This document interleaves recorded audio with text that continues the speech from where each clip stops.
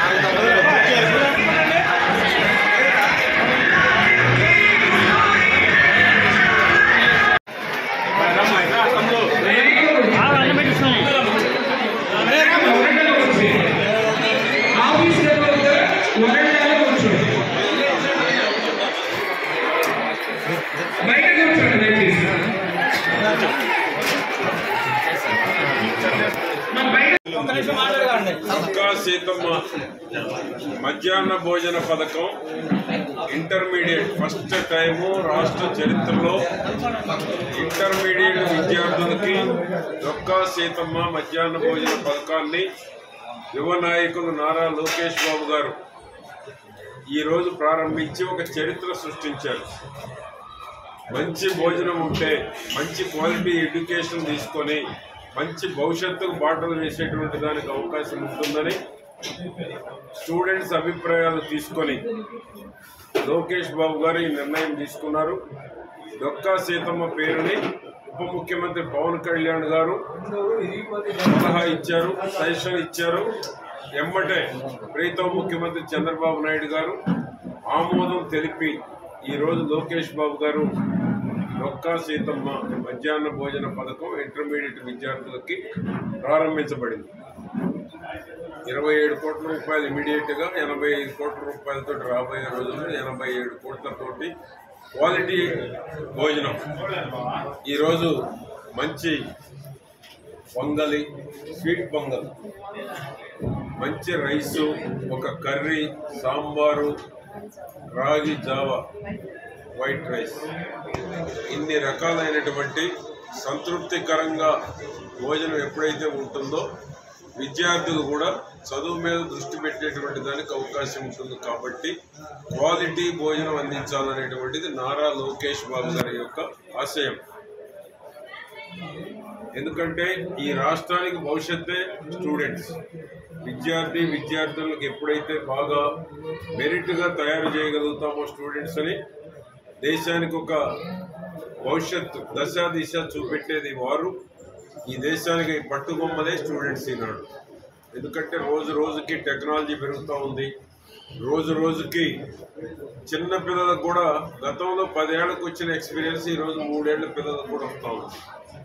అది మారుతున్నటువంటి వాతావరణం అనుకోవాలన్నా, మారుతున్న టెక్నాలజీ అనుకోవాలన్నా, షార్ప్నెస్ ఈరోజు వస్తూ ఉంది.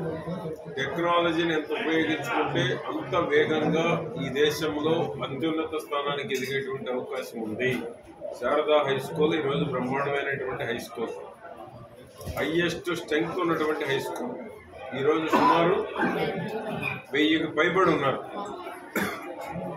అత్యధిక స్ట్రెంగ్త్ ఉన్నటువంటిది.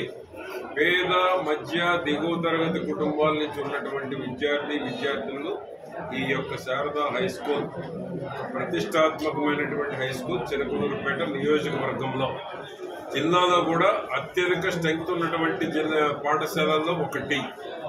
కాబట్టి దీనికి ఎటువంటి మౌలిక సదుపాయాలు కావాల్సి ఉన్నా ఏ లోటు లేకుండా ఎప్పటికప్పుడు ప్రభుత్వం నుంచి ఇక్కడికి లోటుపాటు లేకుండా కూడా చేయటం జరుగుతూ ఉంది.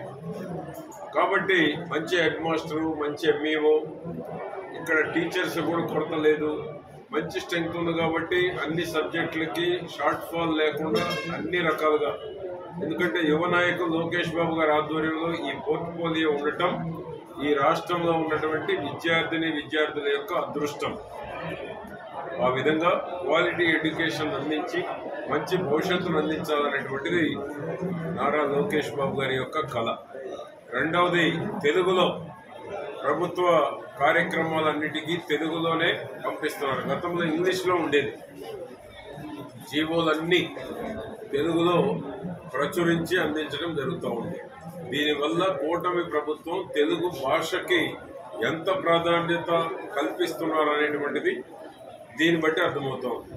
దీనివల్ల ఇంకా తెలుగు భాష పట్ల ఆసక్తి పెంచుకోవడానికి కానీ, పారదర్శకంగా ఉండేటువంటి దానికి మీడియం ఎడ్యుకేషన్ ఉన్నటువంటి వాళ్ళు కూడా 10వ తరగతి లోపు చదువుకున్నటువంటి గతంలో ఉన్నటువంటి ఎల్డర్స్ కూడా తెలుగు భాషలో ఎప్పుడైతే జీవోలు వస్తున్నాయో ప్రభుత్వం పారదర్శకంగా పనిచేస్తుంది అనేటువంటి దానికి ఇంకా క్షేత్రస్థాయిలో కింది స్థాయి వరకు అందరికీ ప్రభుత్వ జీవోలు, గవర్నమెంట్ ఆర్డర్స్, ప్రభుత్వ ఉత్తర్వులు అర్థం చేసుకునేటువంటి దానికి అవకాశం ఉంటుంది.